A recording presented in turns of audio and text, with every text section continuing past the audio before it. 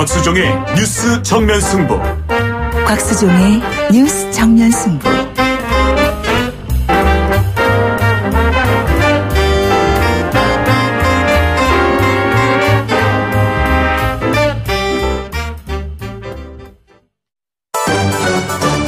김작이 묻고 곽박이 경제로 답한다. 주파수 94.5 YTN 뉴스 FM 곽수종의 뉴스 정면 승부 3부 시작하겠습니다. 김 작가가 질문 줍니다. 네, 김 작가입니다. 요즘 트럼프 대통령이 아시아 순방하면서 FTA 통상 문제가 많이 거론되고 있잖아요. 네. 우리나라도 미국과 FTA를 체결했는데 네. 그렇게 다른 나라랑 FTA를 체결하면은 정부가 걷는 세금이 줄어드는 건가요? 일단 질문하신 답을 먼저 드리면 FTA라고 하는 게 자유무역협정의 준말이거든요. 이거는 원래 가트라고 하는 일반 관세와 무역에 관한 협정이라 그래서 1945년 2차 세계대전 이후에 전쟁이 끝나고 많은 국가들이 무역 거래를 어떻게 하자라고 하는 협정을 맺었어요. 근데 이게 이제 감독기관이 없다 보니까 약속을 깨버려도 제재하거나 벌을 줄 수가 없어서 WTO 세계무역국제기구라는 것을 기구를 만들었어요. 그래서 기구에서 이제 또 관리를 했는데 미국도 한 표, 인도도 한 표, 스리랑카도 한 표, 방글라데시도 한 표인 거예요. 그러니까 미국이 자국의 무역 정책을 강제하려고 해도 방법이 없는 거죠. 투표를 해버리니까.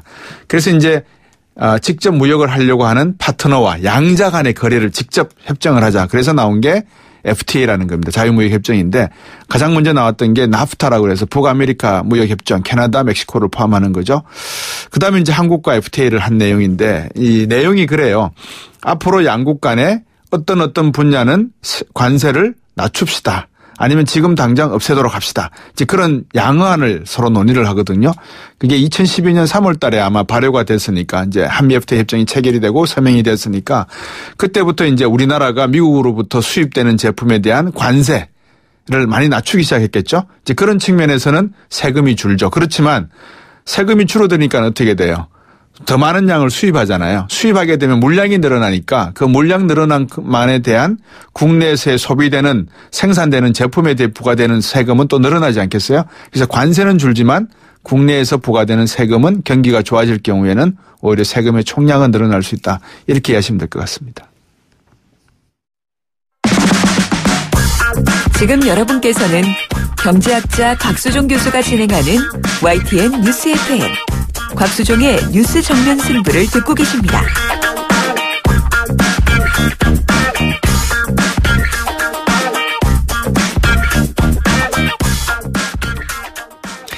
(2008년) 당시 이 조두순이라는 사람 참 저 입에 올리기도 좀 그렇습니다. 벌써 속이 미글미글해져 오기 시작을 하는데요. 고작 8살이던 여자아이를 참 처참하게 살해한 그런 사건 여러분 기억하실지 모르겠습니다. 10년 전의 일입니다. 당시 검찰은 조두순에게 무기징역 구형을 했고요. 하지만 재판정에서는 조두순이 술에 취한 상태, 심신미약이라는 상태였다고 해서 징역 12년이라는 훨씬 낮은 형을 선고했습니다. 살해 사건이 아니고 성추행 사건, 성폭행 사건이었다고 하네요. 벌써 이제 9년이 지났고 2020년이면 이제 조두순이 출소를 한다는데 청와대 홈페이지에는 지금 조두순의 출소를 막아야 한다. 이런 재심 청원 글이 20만 명을 벌써 돌파를 했다고 합니다. 현재 피해자와 피해자 가족들은 어떻게 지내고 있는지 또 당시 피해 아동 주치의였던 연세대학교 정신건강의학과 신희진 교수 전화 연결해서 말씀 듣도록 하겠습니다. 안녕하십니까? 네, 안녕하세요. 네, 그 당시에 지금 약 9년 전이지만 상당히 사회적으로 충격을 주고 여러 가지 법안이 또 만들어지기도 했지 않습니까? 그죠? 네. 현재 그 아이는 어떻게 지내고 있습니까?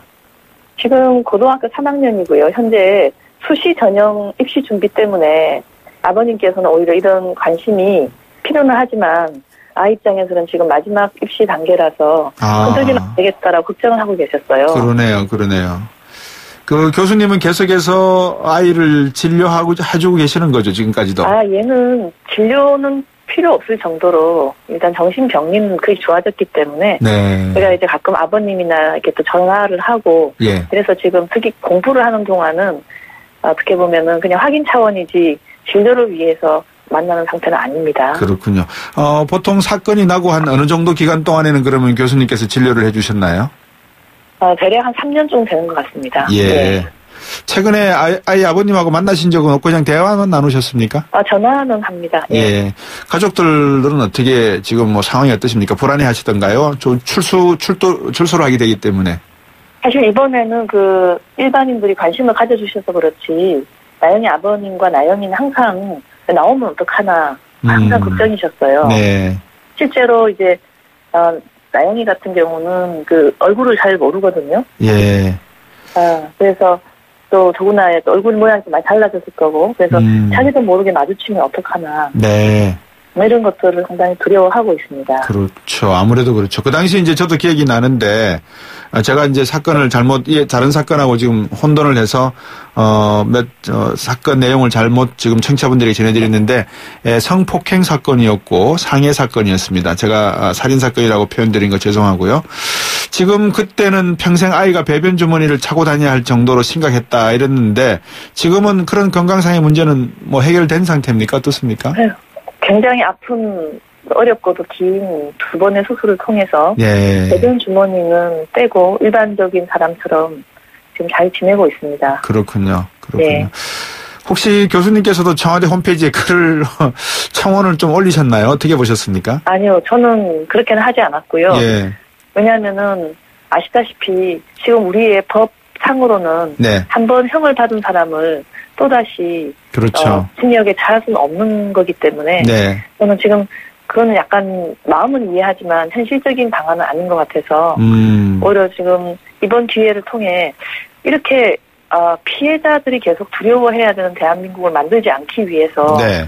새로운 제도와 법도 필요하지 않을까 생각하고 있습니다. 그렇죠. 방금 좋은 말씀을 해주셨는데 이제 출소까지 3년이 남은 상태고 그다음에 또 국민들이 불안했다는 건 보복에 대한 두려움이고 여러 가지 내용들이 있는데 2차 피해에 대한 두려움에 대해서 지금 2010년부터 상당한 법안들이 만들어지지 않았습니까? 그죠? 네. 전자팔찌 부착 기간도 10년에서 30년으로 상한을 늘렸고 네. 또 신상정보, 성범죄자 신상정보도 인터넷에 공개하기로 돼 있고 여러 가지 네. 법안이 있는데 아직까지도 교수님 보시기엔 좀 미흡하다 이렇게 생각하시는 거죠?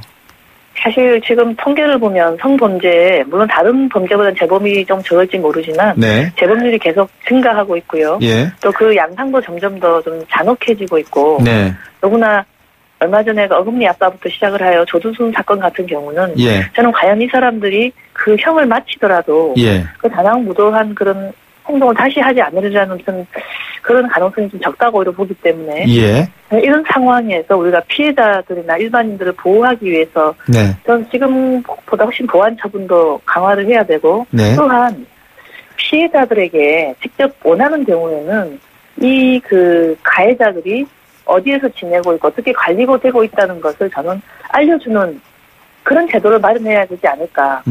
왜냐하면 지금 현재 대부분의 가해자들 나오고 나면 피해자들이 제대로 잘 알 수 있는 방법이 별로 없어요. 그게 네. 더 두렵게 하는 거거든요. 네.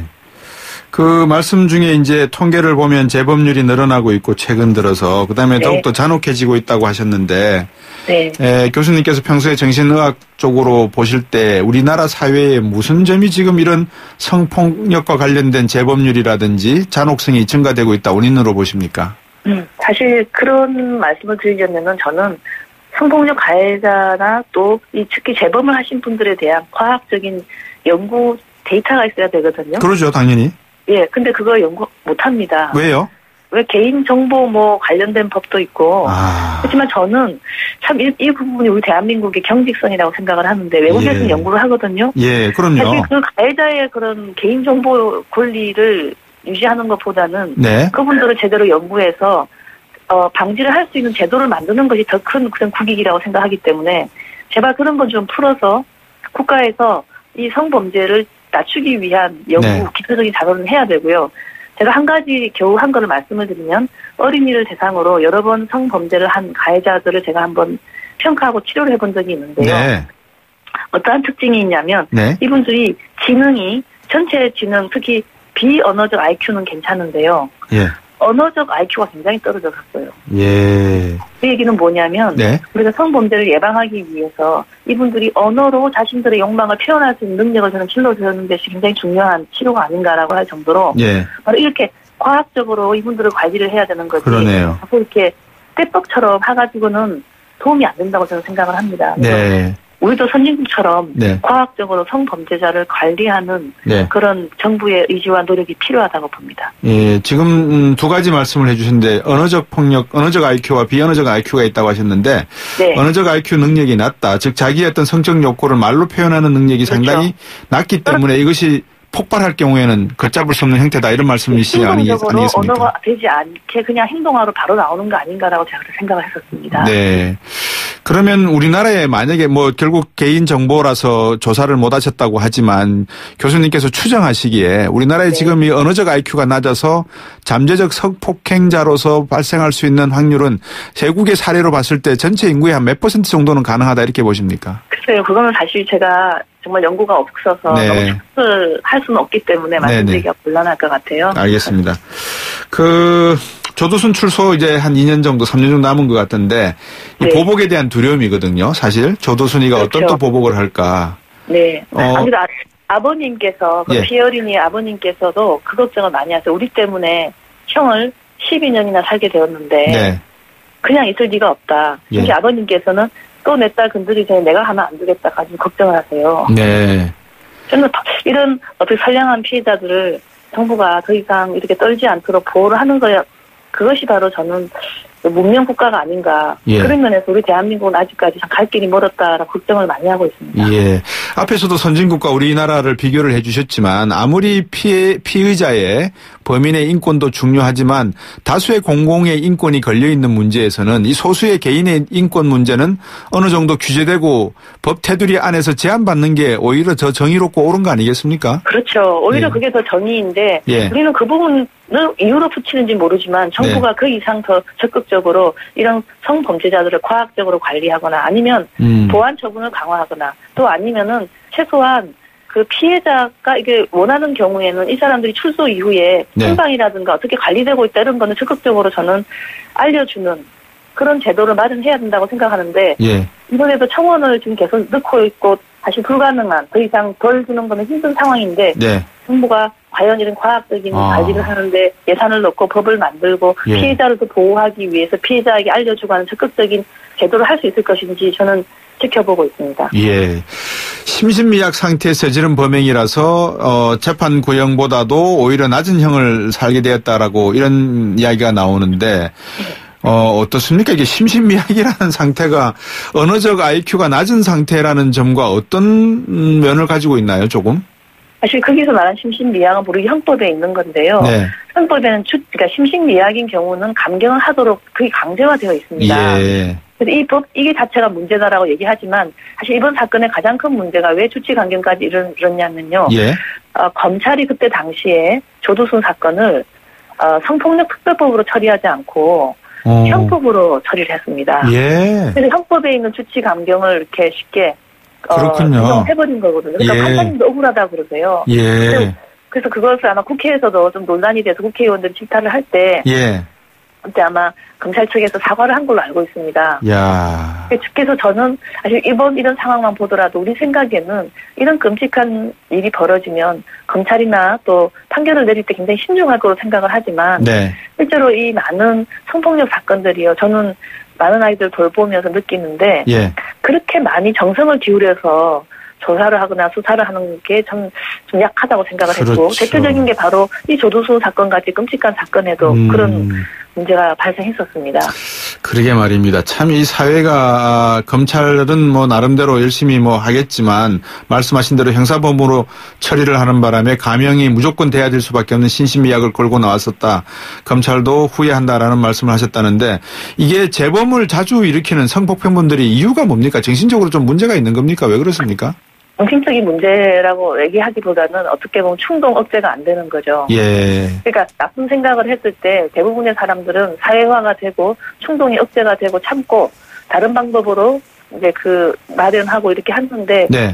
이 정도까지 가는 사람들은 그 충동이 마지막 단계에서 억제되는 것도 너무 이상하고 예. 그다음에 약자를 향해서 또 막 이게 성적인 충동이 일어나는 것도 문제이고 예. 그래서 어떻게 보면 종합적으로 문제가 성적인 문제가 있고 폭력적인 문제가 있는 분들이 이런 이제 일을 일으키기 때문에 네. 각 단계별로 맞게끔 억제와 절제를 하는 것들을 적어도 형을 살 동안에라도 제대로 치료가 되고 좀 교육을 하는 쪽으로 우리 국가도 노력을 해야 한다고 보는데 그런 데는 굉장히 부족합니다. 보통 우울증이나 여러 가지 그 심리와 관련된 정신질환에서는 약물을 복용할 수 있는 처리 방법도 있지 않습니까? 네. 이런 증세가 있는 사람들에게도 약물 처리가 가능합니까? 치료가? 사실 이제 이분들이 우울증이 심각하다. 예. 그래서 뭐 정신병리로 인하여 이런 문제가 심각한 경우엔 당연히 네. 그 공반된 정신병리를 약물 치료 등을 통해서 예. 치료를 해주면 물론 이 도움이 되기는 하지만 네. 실은 그 범죄 자체를 약물로 치료를 해서 아주 효과가 있다라고는 보지 않고 있고요. 네. 하지만 이제 그래서 이제 한동안 성충동 약물 치료법, 억제 약물 치료법 같은 것도 지금 하고는 있잖아요, 정부에서. 예. 아주 위험도가 높은 경우에 또 본인이 또 어느 정도 수능하는 경우에 네. 현재로서는 그 성충동 억제 약물 치료도 지금은 정부에서 도와주고 있거든요. 예. 근데 저는 이 조두순 사건도 지금 조두순이 이제 나올 때쯤에 네. 어느 정도의 마음의 상태로 나올지는 모르겠지만 네. 이번에 재범 위험도 또 정신적인 상태 철저히 평가해서 네. 성적인 충동으로 인하여 더 이상 이런 범죄를 저지르지 않도록 국가가 잘 조절해야 된다고 봅니다. 그러면 교수님 같은 이 뜻이 있는 분들이 정신의학적으로 조두순의 출소를 앞두고 적어도 한 2년 동안 빅데이터를 만드셔서 피해자와 피해자 가족들을 보호해야 되는 어떤 법적인 근거 아니면 실질적인 근거를 만들어 놓으시는 게 중요하지 않을까요? 저도 그렇게 생각합니다. 그래서 이게 좀 더 어려운데 예를 들면 다른 부처인 경우도 힘들지만 네. 특히 이제 이 범죄자에 대한 부분은 주로 검찰 아니겠습니까? 그렇습니다. 네, 형사정책 조정실부터 시작을 하여. 예. 근데 이 부처가 생각보다 제가 국회의원을 이렇게 하면서 보니까 유난히 좀 벽이 두꺼워요. 네. 그래서 우리가 학자들이 이런 식으로 이렇게 얘기를 하고 해도 예. 조금은 어떤 보안이란 문제 이런 걸로 인하여 그렇군요. 생각보다 뚫기가 쉽지가 않은데 네. 전 조금은 좀 선진적인 행정으로 예. 이런 검찰 이런 부분도 좀 문을 열어서 많은 사람들이 연구 조사하고 함께 어떤 제도를 마련해 나가는 그런 과정을 만들었으면 합니다. 교수님께서 선도자적인 역할을 좀 해주셨으면 고맙겠습니다. 오늘 말씀 잘 들었습니다. 하겠습니다. 네, 고맙습니다. 네. 연세대학교 정신건강의학과 신혜진 교수였습니다. 곽수종의 뉴스 정면 승부. 방송 들으시고 의견 있으신 분들은 지금 바로 샵 0945, 샵 0945. 짧은 문자 50원, 긴 문자 100원이 부과되는 휴대전화 문자 메시지를 보내주세요. 오늘 들으신 방송은 YTN 라디오 홈페이지와 곽수종의 뉴스 정면 승부 팟캐스트를 통해 다시 확인할 수 있습니다.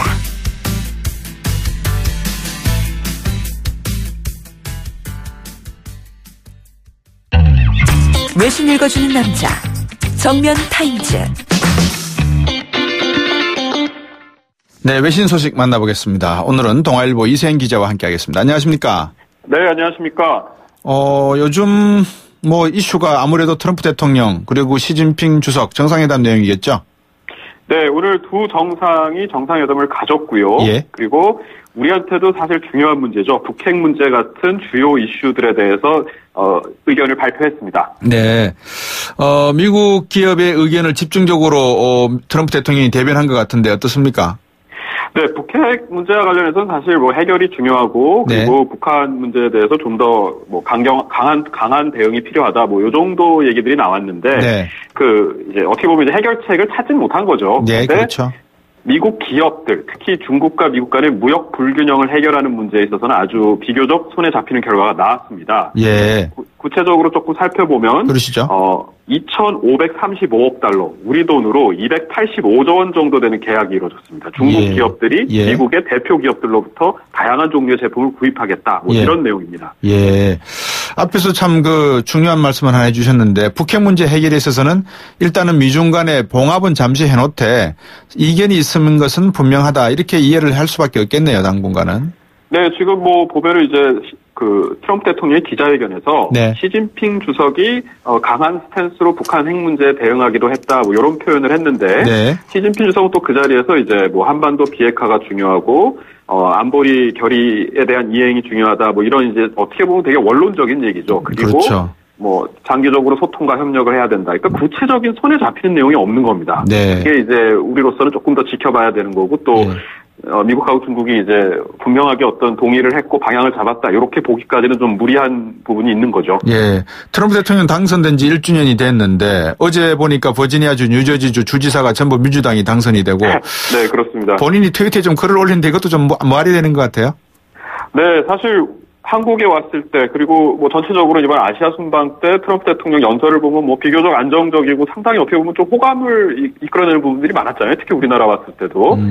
근데 트위터에서는 좀 논란을 크게 일으켰습니다. 자신하고 경쟁을 했던 이제 힐러리 클린턴 전 국무장관이죠. 네. 이 힐러리를 비꼬는 표현을 또 써가지고 뭐라고 했습니까? 축하 메시지를 했습니다. 구체적으로는 모든 개탄스러운 사람들과 선거인단 득표에서 압도적인 승리를 나에게 안겨준 수백만 명에게 축하의 메시지를 전한다. 뭐 이런 거였는데 이 개탄적인 사람들이라는 게 클린턴 국무장관이 지난해 대선 때 트럼프 지지자들을 이렇게 좀 비하한 표현이었거든요. 그러니까 어떻게 보면 이제 아주 직접적으로 또 한 번 비꼬는 거죠, 클린턴을. 그래서 이게 좀 많은 논란을 일으키고 있습니다. 그 개탄스럽단 말이 조금 상처가 됐던 모양이군요, 본인에게. 본인에게 상처가 됐겠지만 오히려 사실은 이게 트럼프 지지자들을 아주 똘똘 뭉치게 하는 효과를 얻었다는 또 분석도 많습니다. 그리고 힐러리 진영에서도 사실 선거가 끝난 뒤에 그 부분에서 좀 문제가 있었다 이런 부분들을 인정을 했고요. 네. 지금 사우디아라비아는 보니까 왕자의 난이 일어나고 있다는데 어떻습니까? 기름값도 들썩거리고요, 덕분에.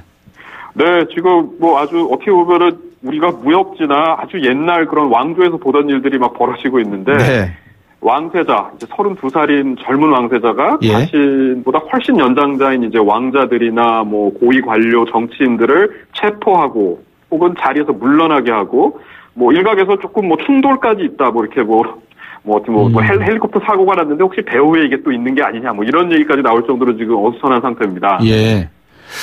지금 왕세자 이름이 무함마드 빈 살만 알 사우드라고 합니까? 네, 해당 지역에서는 보통 MBS 왕사자, 이제 이니셜로 부르죠. MBS 왕사자라고 부르고, 얼마 전에 우리나라에서도 아주 큰 화제가 됐었죠. 서울의 44배 면적으로 친환경 첨단 도시를 사우디가 만든다. 이런 프로젝트를 발표해. 그 프로젝트의 기획자이기도 합니다. 근데, MBS라는 사람이 왜 이렇게 안에서 문제를 일으켜서 시끄러우며 지금 또 밖에서도 시끄러운 내용이 이란과 사이가 지금 상당히 안 좋은 것 같아요. 네, 먼저 이 MBS라는 사람은 올해 5월에 그 왕세자가 갑자기 좀 됐습니다. 사실은 이제 자기보다 훨씬 연장자인 사촌형을 이제 아주 조직적으로 준비를 해서 밀어내고 이제 왕세자가 됐는데 그런 거에 대한 반발이 없을 수가 없겠죠, 당연히. 그래서 그런 자신의 이제 경쟁자나 그 반대파들을 하나하나 이제 정리를 한다 이런 지금 상황인 거고. 그리고 이제 이란하고 사이가 지금 많이 안 좋아지고 있는 게 사실은 이게 이제 외교가에서 굉장히 주목을 하고 좀 걱정을 하는 부분인데 중동에 아주 좀 앙숙이면서 경쟁자죠. 패권을 놓고 싸우는 그 두 나라가 원래 안 좋았습니다. 근데 최근에 그 사우디 수도 리야드에서 이제 예멘 반군의 공격이 있었다는 그 소식이 전해졌는데 그때 날라온 미사일이 뭐 이란이 제작을 했고 이제 이란이 지원을 해서 이거를 미사일을 쐈다 뭐 이런 지금 그 얘기들이 나오고 있는 그런 상황입니다. 만약에 이렇게 사우디 정세가 좀 당분간 불안해진다 그러면 유가가 상당히 좀 요동칠 가능성이 있나요? 어떻게 보십니까? 외신들은? 그럼요. 벌써부터 유가는 많이 움직임을 보이고 있습니다. 최근에 계속 유가가 오르고 있고 그리고 이 어떤 공급 면에서 조금이라도 중동에서 문제가 있으면 사실 늘 유가는 들썩였지 않습니까? 그런 점에서 이제 경제계에는 큰 부담이 되고 있고 그리고 좀 더 큰 틀에서 보면 이 MBS 왕세자 이 사람이 이제 사우디 왕이 될 텐데 이 MBS 왕세자가 석유 감산에 아주 굉장히 강한 그 지지를 보내고 있는 사람입니다. 그렇기 때문에 장기적으로는 유가가 계속 좀 오를 가능성이 많다 이런 전망들도 지금 계속 나오고 있는 그런 실정입니다. 네, 이제 그렇게 되면 미국 연준도 금리 올리는 게 상당히 브레이크가 걸리겠네, 그죠? 이제 사실상 어떻게 보면 이제 새로운 경제 그 전략을 짜야 되는 이제 그런 상황이 되는 건데 이제 한국같이 좀 상대적으로 대외 경제에 대한 의존도가 높은 나라로서는 더 부담스럽고 또 이제 어떻게 보면 새로운 틀을 또 짜야 되는 그런 어려운 상황을 맞이하게 되는 거죠. 아이고 오늘 외신 중요한 소식 잘 들었습니다. 고맙습니다. 네, 감사합니다. 동아일보 이세행 기자였습니다. 4부에서 뵙겠습니다.